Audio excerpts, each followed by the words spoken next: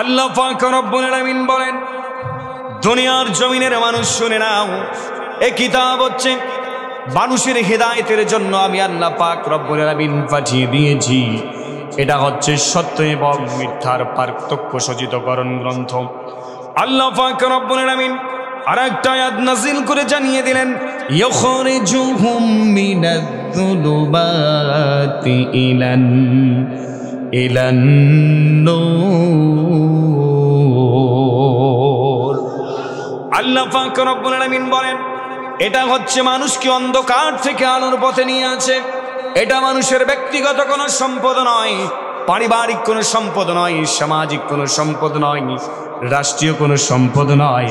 আমি আল্লাহ পাক রব্বুল আলামিন গোটা পৃথিবীর জন্য, গোটা মানব জাতির জন্য আমি আল্লাহ তাআলা এটাকে হেদায়েত স্বরূপ পাঠিয়ে দিয়েছি। এই কোরআন হচ্ছে মানুষকে সদা সর্বদা সব সময়ের জন্য রব্বুল আলামিন মানুষকে অন্ধকার থেকে আলোর পথে নিয়ে আসার জন্য অবতীর্ণ করেছেন। বলেন সুবহানাল্লাহ। আল্লাহ পাক রব্বুল আলামিন এবার জানিয়ে দিলেন, এটা এমন একটা কিতাব নাজিল করলাম যে কিতাবের মাঝে এমন কোনো বিষয় নাই আমি আল্লাহ তাআলা নাজিল করি নাই। মানুষের ব্যক্তি জীবন, পারিবারিক জীবন, সামাজিক জীবন, রাজনৈতিক জীবন, রাষ্ট্রীয় জীবন, ধর্মীয় জীবন, আন্তর্জাতিক জীবন, মানুষের পায়ের তালু থেকে মাথার চুল পর্যন্ত, রান্নাঘর থেকে সংসদ ভবন পর্যন্ত, বাংলার জমিন থেকে ওয়াশিংটন পর্যন্ত, বাংলার জমিন থেকে এই দুনিয়ার জমিনের প্রত্যেকটা স্থানকে পরিচালনা করার জন্য আমি আল্লাহ পাক রব্বুল আলামিন এই কোরআনকে পাঠিয়ে দিয়েছি।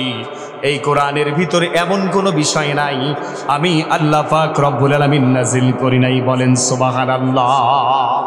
আল্লাহ তাআলা বলেন, ওয়ানাজ্জালনা আলাইকাল কিতাবা তিবয়ানান লিকুল্লি শাইইন ওয়া হুদাও ওয়া রাহমা وهدى ورحمة وبشرى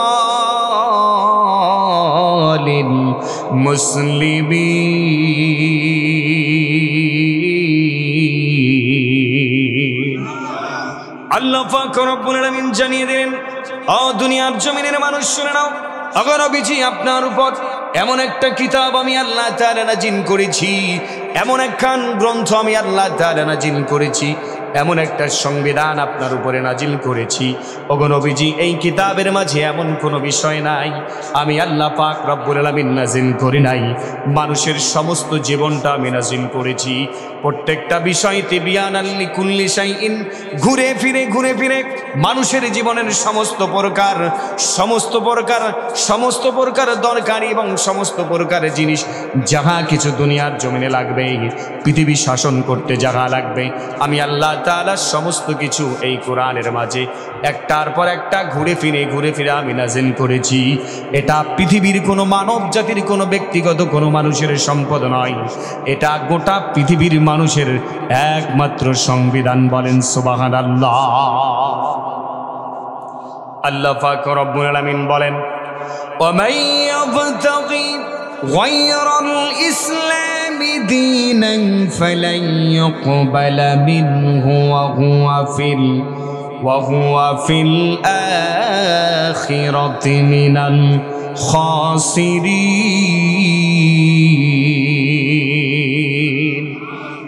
আল্লাহ পাক রব্বুল আলামিন বলেন, এ আনুগত্য ইসলাম ছাড়া যে ব্যক্তি অন্য কোনো দিন দিয়ে, অন্য কোনো পদ্ধতি দিয়ে, অন্য কোনো বিধান দিয়ে, অন্য কোনো ইজম দিয়ে দুনিয়ার জমিনে যদি জীবন গঠন করে, আমি আল্লাহ তাআলা কখনোই তা গ্রহণ করব না। বলেন নাউজুবিল্লাহ।